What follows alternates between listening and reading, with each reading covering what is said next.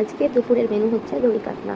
তো দই কাতলার রেসিপিটা ভাবলাম তোমাদের একটু শেয়ার করি। তো প্রথমেই প্যানে তেল দিয়ে নিতে হবে, তারপর তেলটা একটুখানি গরম হয়ে গেলে দিয়ে মাছটা দিয়ে দিতে হবে।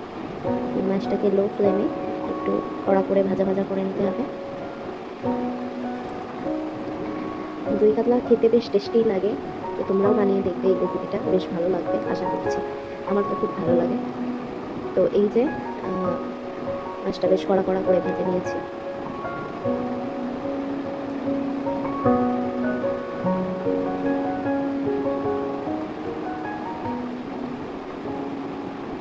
তারপর ভাজা হয়ে গেলে মাছগুলোকে তুলে নেব।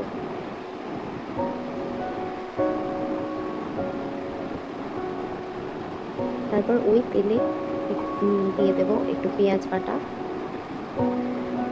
পেঁয়াজটাকে ভালো করে একটু গন্ধটা যাওয়া অবধি একটু ভেজে নেব।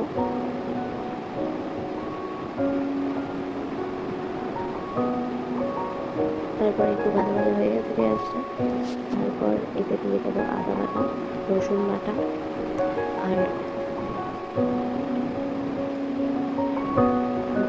এটাও একটু কষে নেব গন্ধটা যাওয়া অবধি।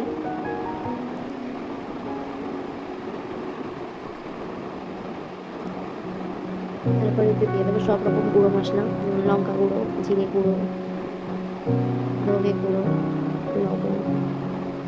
এতে হলুদটা ইউজ করবো না, কারণ একটু সাদা সাদা হবে রান্নাটা, তাই হলুদ ইউজ করবো।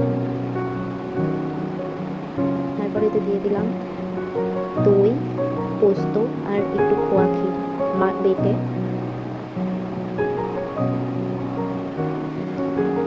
এটাকে ভালো করে একটু নাড়াচাড়া করতে হবে,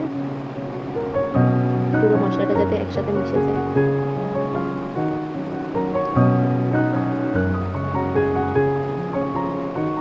দেখো বেশ সুন্দর করে মশলাটা মিশে গেছে, হালকা হালকা তেল উঠে গেছে।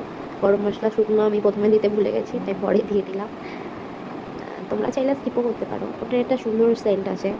নর্মালি আমি গুঁড়োটা বেশি ইউজ করি না, আমার শুকনোটা ইউজ করতে ভালো লাগে। শুকনো লঙ্কাও দিয়ে দিলাম দুটো।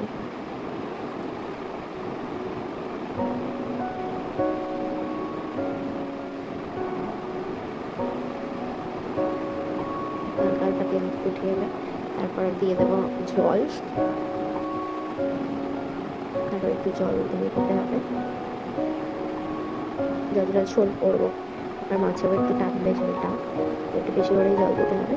দিয়ে ফুটে গেলে ঝোলটা ফুটে গেলে মাছগুলো একটা একটা করে দিয়ে দেবো।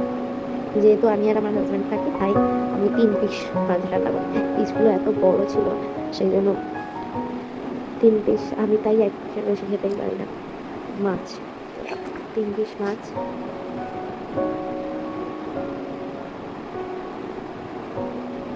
এই যে দেখো প্রায় হয়ে এসেছে আমাদের রান্নাটা, এই যে ফুটে গেছে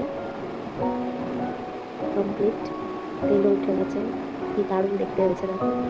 তো যদি ভালো লাগে রেসিপিটা লাইক করো, কমেন্ট করো, আর পারলে বানিয়ে খেয়েও, দারুণ টেস্টি হয় খেতে।